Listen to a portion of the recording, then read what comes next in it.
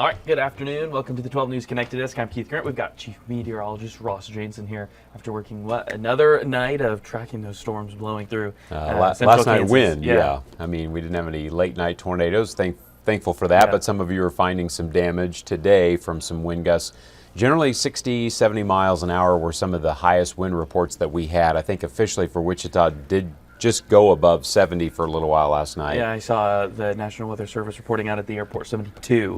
Yeah, there was quite a bit of wind, so some of you are finding some tree limbs down, maybe some trees that were snapped, maybe your trash dumpster's missing, maybe you have some shingles that have been torn off.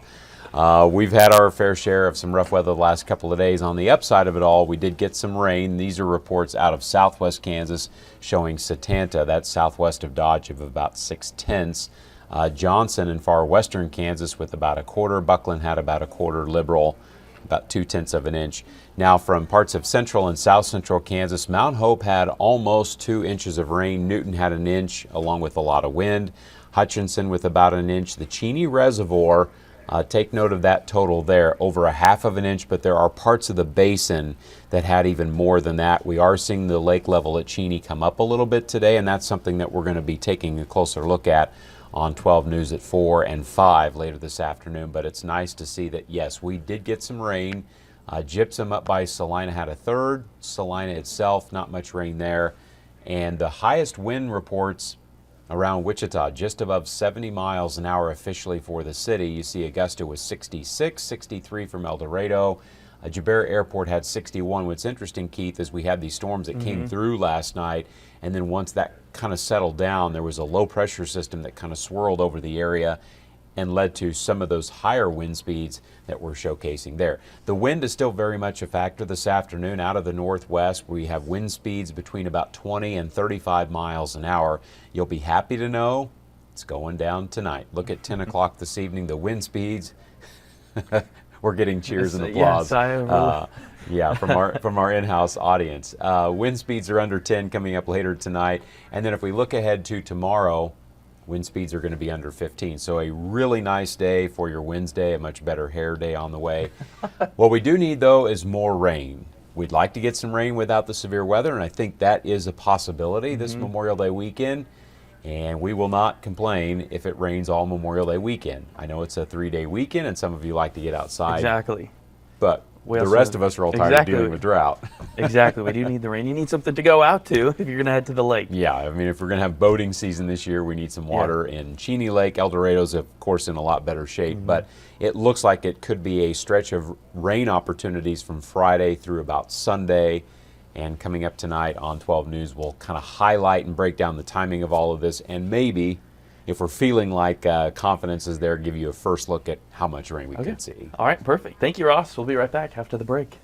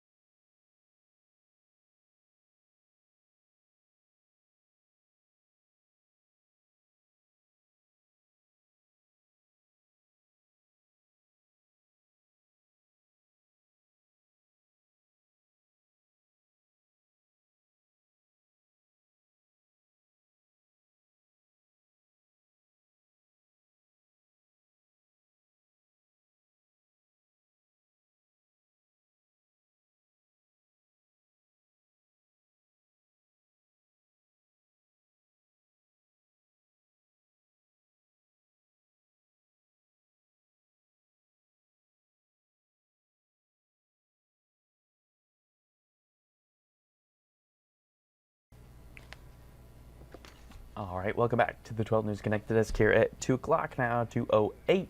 I know that stream was a little bit behind, but one person was killed in a fire at a self-storage facility in Hutchinson. this morning. The Hutch Fire Department sharing that update with us earlier. Here's some pictures from that. The fire happened just after 8 this morning at the Store and Go. When firefighters showed up, they found 4 units on fire and 1 person dead inside. As fire officials say, it appears that the person was living at the storage facility in one of the units. As firefighters try to figure out what caused it, the coroner is working to identify the victim. All right, solo traveling on the rise. More people are choosing to skip out on planning a trip with others or even going with family. Consumer investigator Rachel DePompa caught up with a travel expert. She'll have some tips for you to save on solo travel and even some destinations you can check out. Get this, according to NerdWallet, in 2023, online searches for solo travelers were up 36% compared to 2022. Sally French is a travel expert at NerdWallet, and she says there's definitely a lot more interest in taking a solo trip these days. It can be fun and adventurous, and there are ways to make it safe, too. She says one way to plan a solo trip is to use a tour company. There are tour groups for all sorts of ideas of vacation styles. So there's companies like Spice Roads or Backroads, and these companies take people on usually biking and hiking tours. So these are great for people who are active. And I've been on these tours, and there's always at least one solo traveler on there, and you end up making friends with them. A quick search online will show you several voyages for solo travelers. French says just do your research and look up each company. Read the reviews of past travelers. If you are concerned about the safety aspect of solo travel, tools like Uber and Lyft have features where you can share your ride location with someone else. Even I have Find My on my smartphone, specifically on my iPhone is Find My, and I share that with my fiance and my parents just because I want them to know where I am. French says another trick is to have multiple credit cards with you on the trip. Have one on yourself and another in your backpack in case one credit card gets lost or stolen. If you are headed overseas, make a copy of your passport and have the actual passport either on you or locked in a hotel safe. With this Watching Your Wallet, I'm Rachel DePompa. All right, that's all we've got right now from the 12 News Connected Desk. Be sure to join us for 12 News starting at 4.